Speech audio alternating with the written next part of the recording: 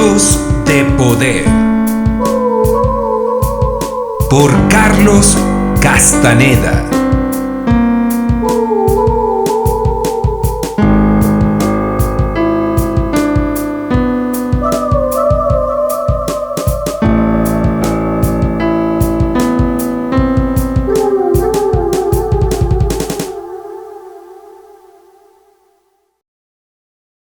Hoy te presento las alas de la percepción.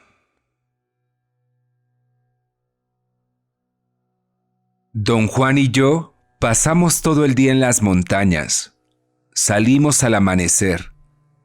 Me llevó a 4 sitios de poder y en cada uno de ellos me dio instrucciones específicas sobre cómo proceder al cumplimiento de la tarea particular que años antes me había bosquejado como situación de por vida.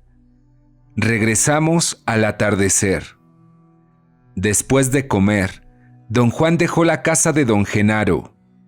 Me dijo que esperara a Pablito, el cual llevaría combustible para la lámpara, y que hablara con él.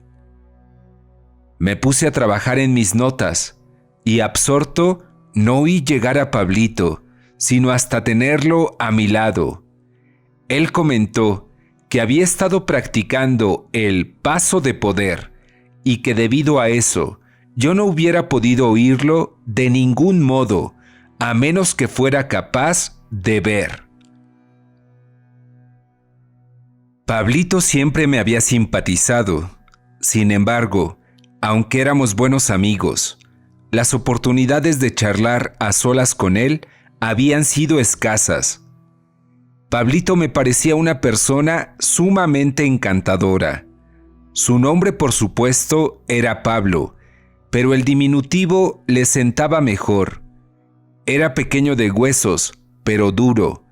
Como don Genaro, era magro de carnes, insospechadamente musculoso y fuerte. Andaría quizás pisando los 30 años, pero parecía tener 18. Era moreno y de estatura media. Tenía ojos cafés, claros y brillantes, y de nuevo, como don Genaro, una sonrisa cautivante, con cierto toque de malicia. Le pregunté por su amigo Néstor, el otro aprendiz de don Genaro. Anteriormente, siempre los había visto juntos y me daban la impresión de tener una excelente relación mutua. Sin embargo, eran opuestos en apariencia física y en carácter.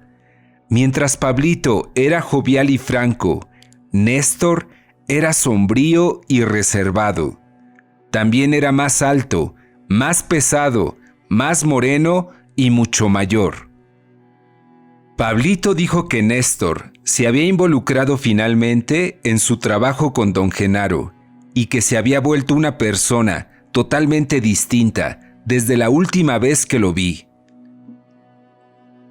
No quiso detallar el trabajo de Néstor ni su cambio de personalidad y cambió abruptamente el tema. Entiendo que el nahual te anda pisando los talones, dijo. Me sorprendió que lo supiera y le pregunté cómo lo averiguó. Genaro me cuenta todo, repuso. Noté que no hablaba de don Genaro con el formalismo que yo usaba. Simplemente le decía Genaro en tono familiar. Dijo que don Genaro era como su hermano y que entre ambos existía una confianza de verdaderos parientes. Profesó abiertamente su gran cariño por don Genaro. Su sencillez y su candor me conmovieron en lo profundo. Hablándome, me di cuenta de la gran semejanza de temperamento entre don Juan y yo. Debido a ella, nuestra relación era formal y estricta en comparación con la de don Genaro y Pablito. Pregunté a Pablito por qué tenía miedo de don Juan. Hubo un titubeo en su mirada. Era como si la sola idea de don Juan lo hiciera retraerse. No respondió. Parecía evaluarme en alguna forma misteriosa. ¿A poco tú no le tienes miedo?, preguntó. Le dije que tenía miedo de don Genaro, y rió como si hubiera esperado oír todo menos eso. Dijo que la diferencia entre don Juan y don Genaro era como la diferencia entre el día y la noche. Don Genaro era el día, don Juan era la noche, y como tal, el ser más atemorizante del mundo. De la descripción de su temor hacia don Juan, Pablito pasó a comentar su propia condición como aprendiz. «Estoy que me lleva la chingada», dijo. «Si vieras lo que hay en mi casa, te darías cuenta de que sé demasiado para ser un hombre común. Pero si me vieras con el nahual, te darías cuenta de que no sé lo suficiente». Rápidamente cambió el tema y rió de que yo tomara notas. Dijo que don Genaro los había divertido horas enteras imitándome. Añadió que don Genaro me quería mucho, con todo y mis rarezas, y que se declaraba encantado de que yo fuera su protegido. Era la primera vez que yo escuchaba ese término. Guardaba coherencia con otro que don Juan introdujo en el comienzo de nuestra asociación. Me había dicho que yo era su escogido. Pregunté a Pablito por sus encuentros con el nahual y me contó el primero de ellos. Dijo que cierta vez don Juan le dio una canasta que él consideró un regalo de buena voluntad. La puso en un gancho sobre la puerta de su cuarto, y como en ese momento no podía hallarle ningún uso, la olvidó todo el día. Pensaba, dijo, que la canasta era un regalo de poder y debía utilizarse para algo muy especial.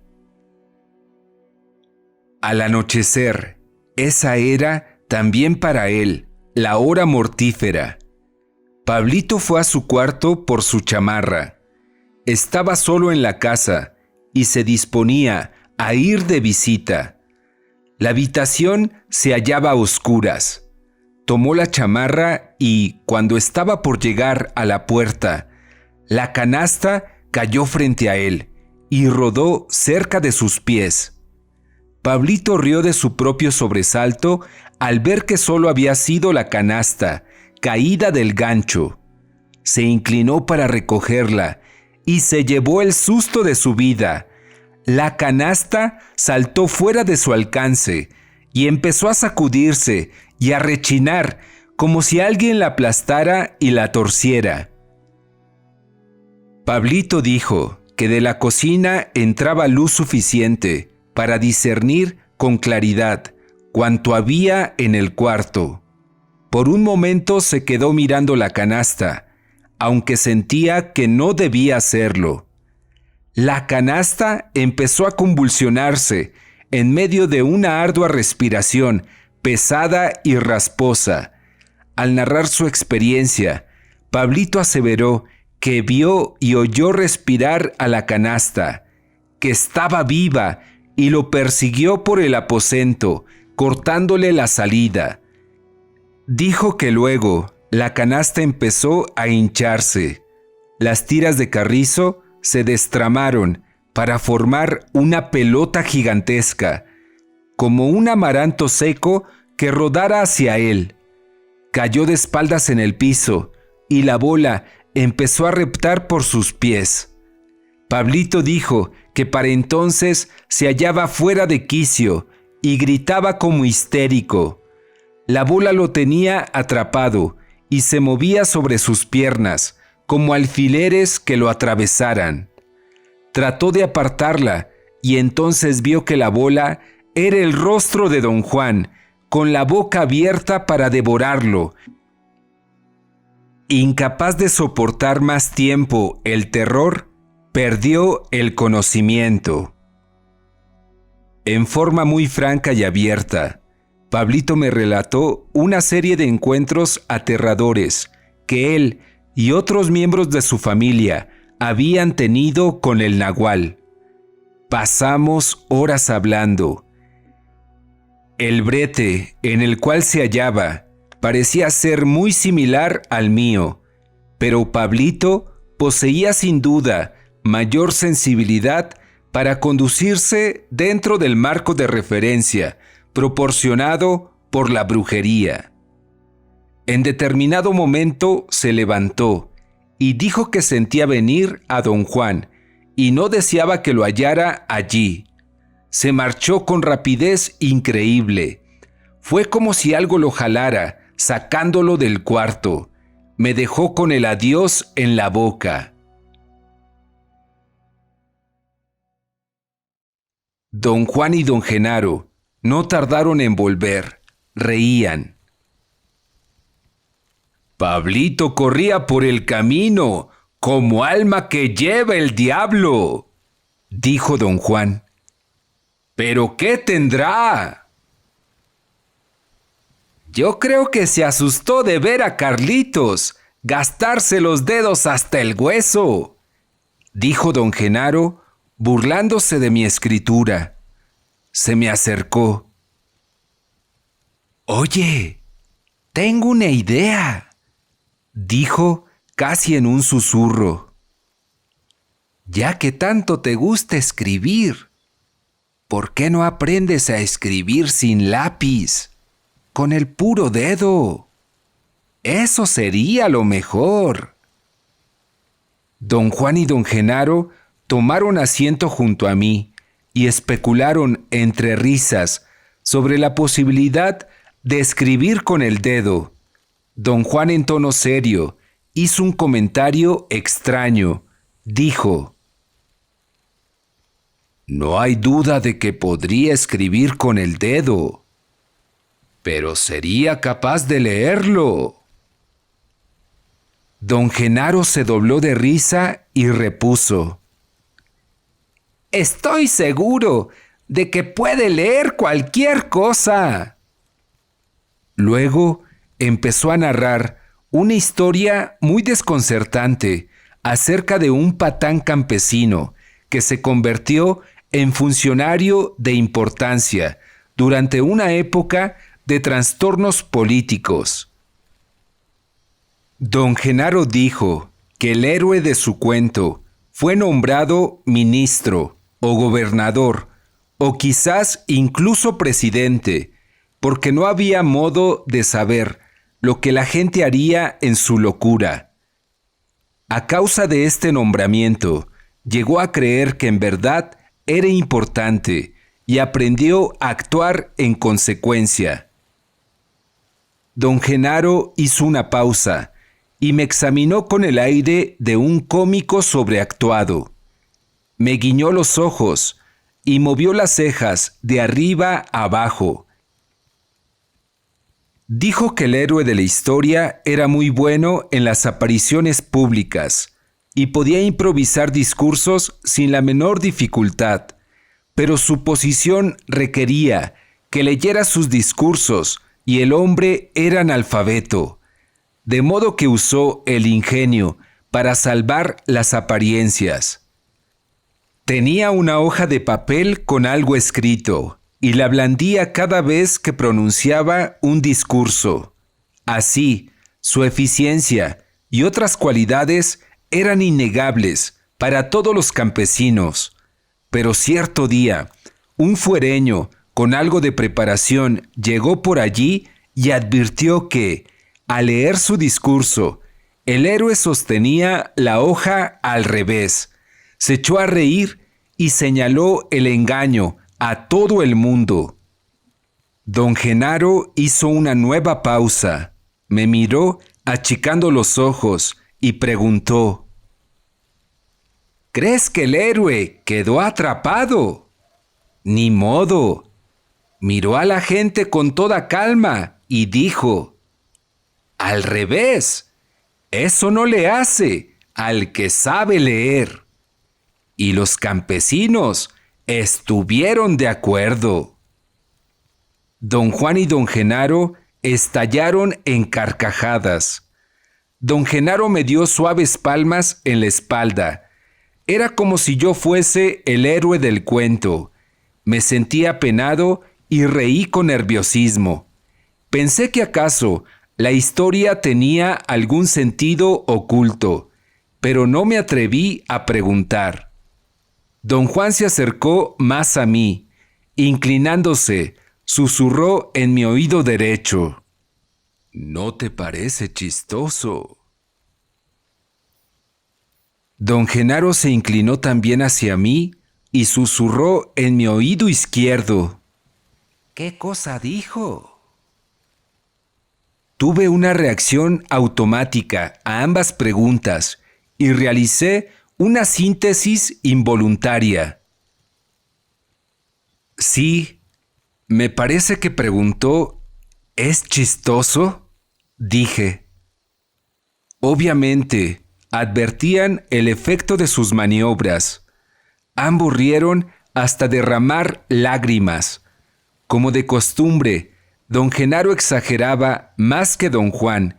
Se estiró de espaldas y se puso a rodar a unos metros de mí.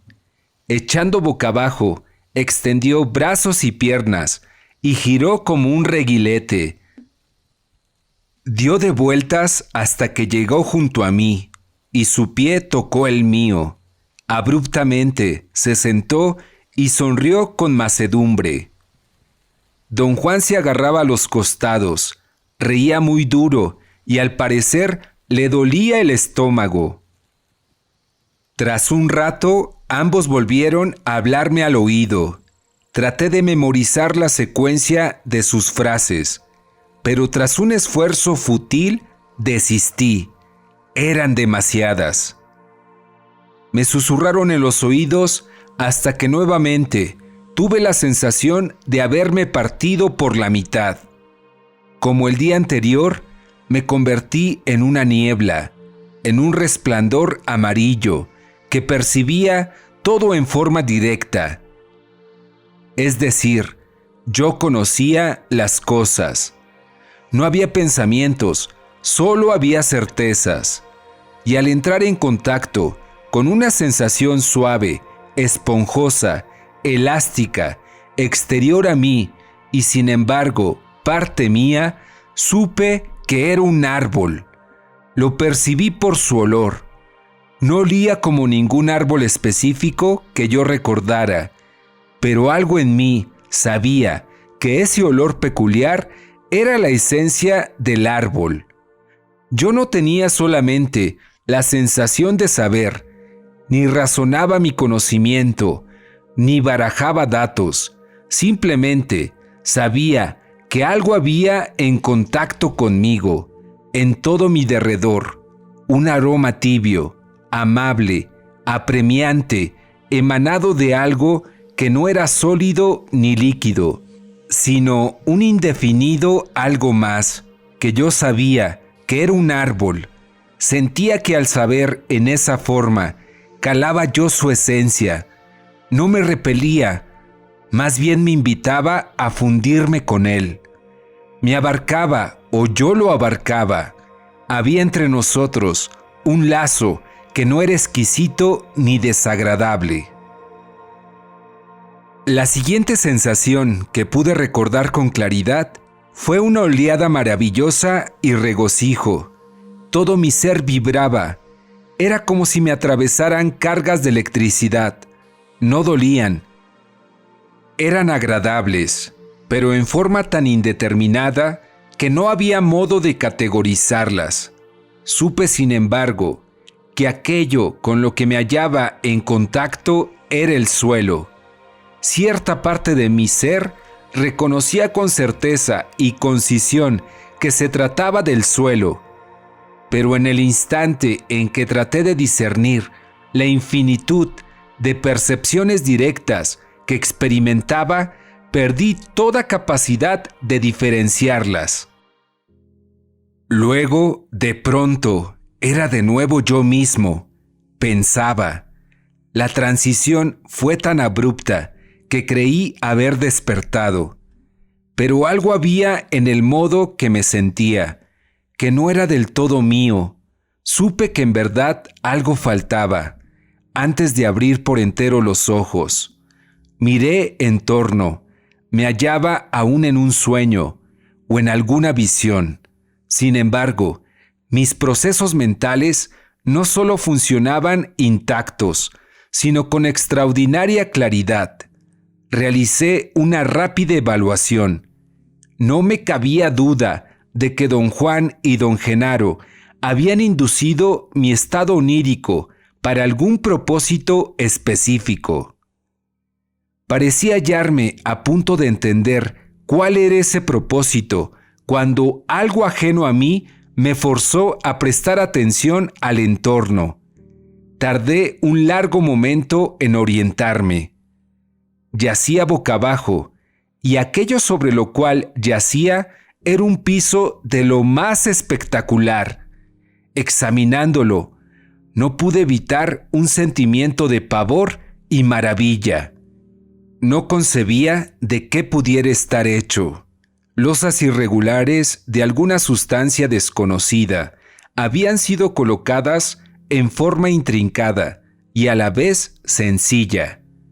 Las habían puesto juntas, pero no estaban pegadas al suelo ni entre sí. Eran elásticas y cedían cuando yo intentaba apartarlas con los dedos, pero libres de presión volvían en el acto a su posición original. Quise incorporarme y me vi poseído por una grotesca distorsión sensorial. Carecía de control sobre mi cuerpo. De hecho, no parecía pertenecerme. Se hallaba inerte. Yo no tenía conexión con ninguna de sus partes, y cuando traté de levantarme, no pude mover los brazos, y balanceándome inerme sobre mi estómago, rodé hasta quedar de costado. El impulso del balanceo casi me hizo dar la vuelta completa y quedar boca abajo de nuevo. Mis brazos y piernas, extendidos, lo impidieron y quedé tendido de espaldas. En esa posición pude percibir dos piernas de forma extraña y los pies más distorsionados que jamás había visto. Era mi cuerpo. Parecía estar envuelto en una túnica. La idea que me vino a la mente fue que experimentaba una escena en la que yo era un paralítico o un inválido de alguna índole. Intenté curvar la espalda y mirarme las piernas, pero solo pude mover a tirones el cuerpo.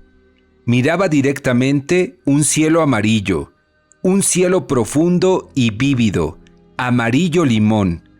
Tenía surcos o canales de un tono amarillo más oscuro y un número interminable de protuberancias que colgaban como gotas de agua. El efecto total de ese cielo increíble era apabullante. No pude determinar si las protuberancias eran nubes. También había áreas de sombras y áreas de diferentes tonos de amarillo que descubrí al mover la cabeza de lado a lado. Entonces, algo más atrajo mi atención. Un sol en el cenit mismo del cielo amarillo, directamente sobre mi cabeza. Un sol tibio, a juzgar por el hecho de que podía mirarlo de frente, que despedía una luz blancuzca, apacible y uniforme. Antes de que pudiese ponderar todas estas visiones ultraterrenas, me vi sacudido con violencia. Mi cabeza oscilaba hacia adelante y hacia atrás. Sentí que me alzaban. Oí una voz aguda, riente, y enfrente un espectáculo asombroso. Una gigantesca mujer descalza. Su rostro era redondo y enorme. Su cabello negro estaba cortado al estilo paje. Sus brazos y piernas eran descomunales. Me levantó y me llevó hasta sus hombros como si fuera yo un muñeco.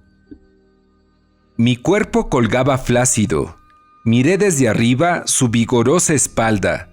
Tenía un fino vello en torno de los hombros y sobre la espina dorsal. Desde su hombro vi de nuevo el piso magnífico. La oía ceder elásticamente bajo el gran peso de la mujer y veía las huellas que la presión de sus pies dejaba en él. Me colocó boca abajo frente a una estructura, una especie de edificio. Noté entonces que algo fallaba en mi percepción de profundidad. No podía, mirando el edificio, calcular su tamaño. Por momentos parecía ridículamente pequeño, pero cuando al parecer ajusté mi percepción, sus proporciones monumentales me maravillaron. La muchacha gigante se sentó junto a mí, haciendo rechinar el piso. Yo tocaba su enorme rodilla. Olía a dulce o a fresas. Me habló y yo entendí todo lo que dijo. Señalando la estructura, decía que yo iba a vivir allí. Mi habilidad de observador parecía aumentar conforme yo superaba el choque inicial de encontrarme allí. Noté que el edificio tenía 4 exquisitas columnas no funcionales. No soportaba nada, estaban encima del edificio. Su forma era la sencillez misma. Eran proyecciones largas y gráciles que parecían tenderse hacia aquel impresionante cielo de increíble amarillo. El efecto de esas columnas invertidas era para mí la belleza pura. Tuve un ataque de éxtasis estético. Las columnas parecían hechas de una pieza. Yo no podía siquiera concebir tal factura.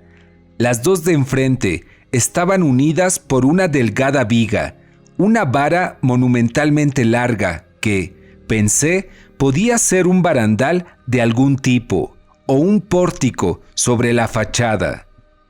La muchacha gigante me deslizó boca arriba al interior de la estructura.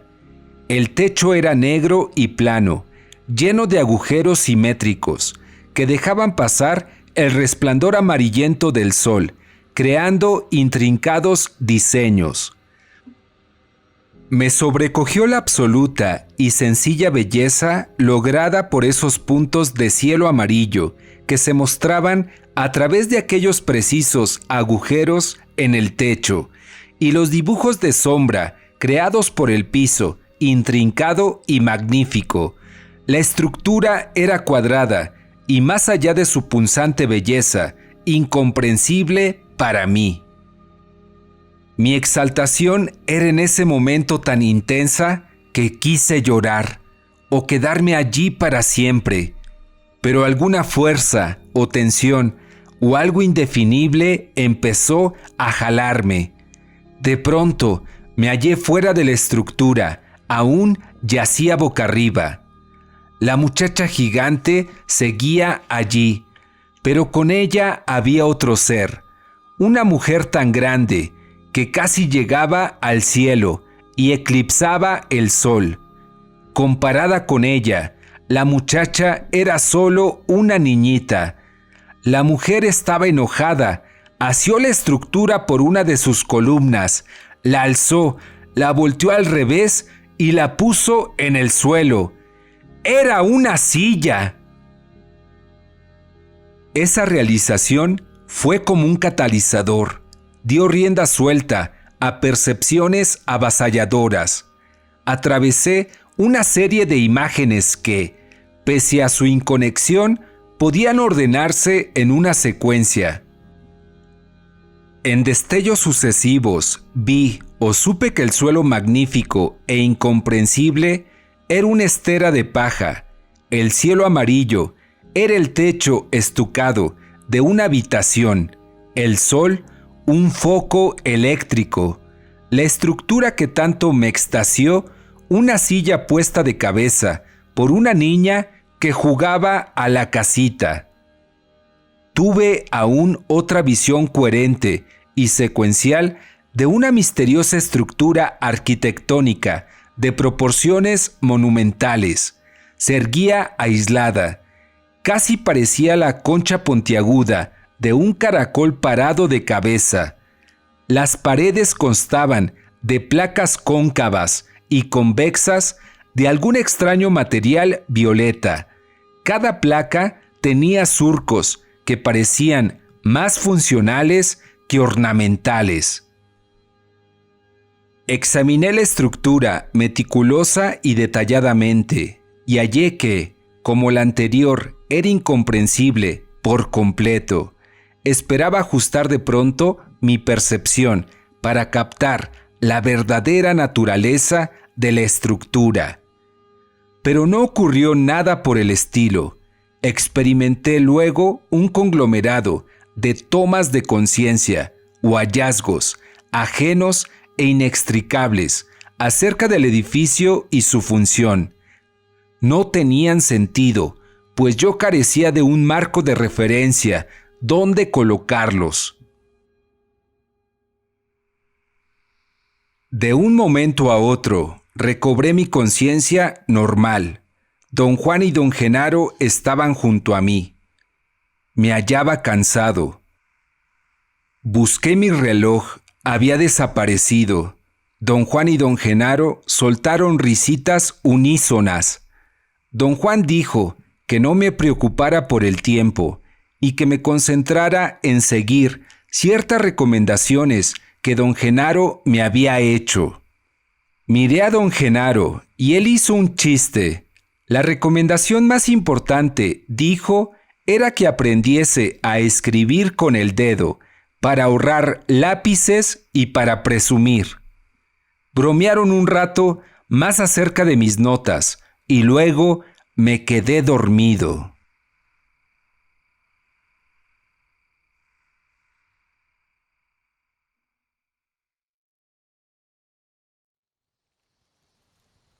Don Juan y don Genaro escucharon el detallado recuento de mi experiencia, que a petición de don Juan hice al despertar al día siguiente.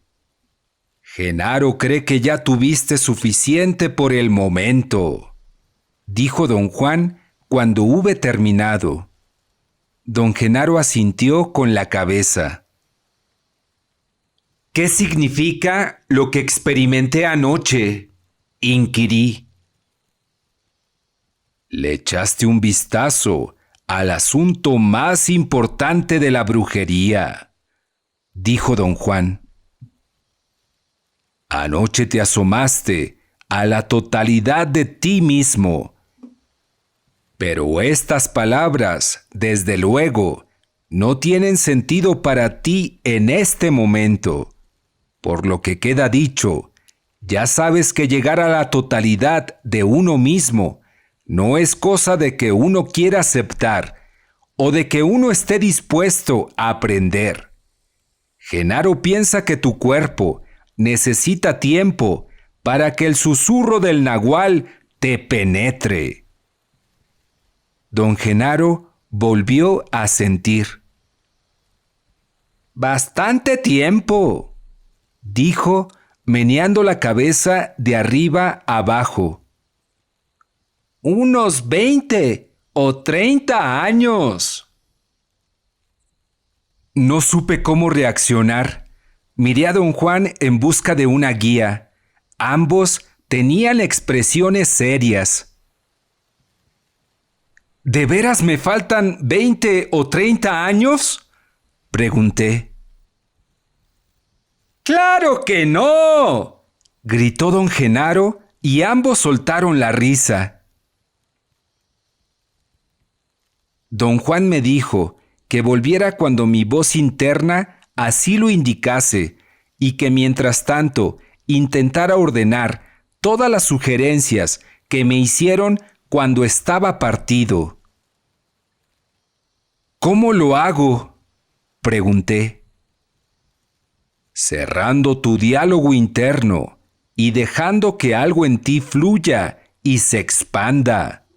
repuso don Juan. Ese algo es tu percepción, pero no trates de razonar lo que te digo. Nada más déjate guiar por el susurro del nahual. Luego dijo que la noche anterior yo había tenido dos perspectivas intrínsecamente distintas. Una era inexplicable, la otra perfectamente natural, y el orden en que ocurrieron indicaba una condición inmanente en todos nosotros. Una vista era el nahual, la otra el tonal, añadió don Genaro. Le pedí explicar su frase, me miró y me palmeó la espalda. Don Juan terció para decir que las dos primeras visiones eran el nahual y que don Genaro había elegido un árbol y el suelo como puntos de énfasis. Las otras dos eran visiones del tonal, seleccionadas por él mismo. Una de ellas fue mi percepción del mundo cuando era niño. Te parecía un mundo extraño, porque tu percepción todavía no había sido cortada para ajustarla al molde deseado, dijo. ¿Era así como yo veía realmente el mundo?, pregunté. Claro, dijo. Eso fue tu memoria. Pregunté a don Juan si el sentimiento de apreciación estética que me había extasiado era también parte de mi recuerdo. Entramos en esas vistas tal como somos hoy, dijo. Veías la escena como la verías ahora, pero el ejercicio era de percepción. Esa era la escena de la época en que el mundo se volvió para ti lo que es ahora. Una época en que una silla se hizo una silla. No quiso discutir la otra escena. Eso no era un recuerdo de mi niñez, dije. Pues claro que no, repuso. Eso era otra cosa. ¿Era algo que veré en el futuro?, pregunté. No hay futuro, exclamó cortante. El futuro no es más que una manera de hablar. Para un brujo solo existe el aquí y el ahora. Dijo que esencialmente no había nada que decir al respecto, porque el propósito del ejercicio fue abrir las alas de mi percepción y que si bien no volé con esas alas, toqué sin embargo 4 puntos inconcebibles de alcanzar desde el punto de vista de mi percepción ordinaria. Empecé a reunir mis cosas para marcharme. Don Genaro me ayudó a empacar mi cuaderno, lo puso en el fondo de mi portafolios. Allí estará calientito y tranquilo, dijo guiñándome un ojo. Puedes tener la seguridad de que no se resfriará. En esos momentos, don Juan pareció cambiar de idea con respecto a mi partida y empezó a hablar de mi experiencia. Automáticamente quise tomar mi portafolios de manos de don Genaro, pero él lo dejó caer antes de que yo lo tocara. Don Juan hablaba de espaldas a mí. Recogí el portafolios y busqué presuroso mi cuaderno. Don Genaro lo había empacado tan apretadamente que sacarlo me costó un trabajo infernal. Finalmente lo tuve en mis manos y empecé a escribir. Don Juan y don Genaro me observaban. ¡Pero qué mal andas!, dijo don Juan riendo. Buscas tu cuaderno como un borracho la botella. Como una madre amorosa, busca a su niño, replicó don Genaro. Como un cura, busca su crucifijo, añadió don Juan. Como una mujer busca sus calzones, gritó don Genaro. Siguieron acumulando símiles y aullando de risa mientras me acompañaban hasta mi coche.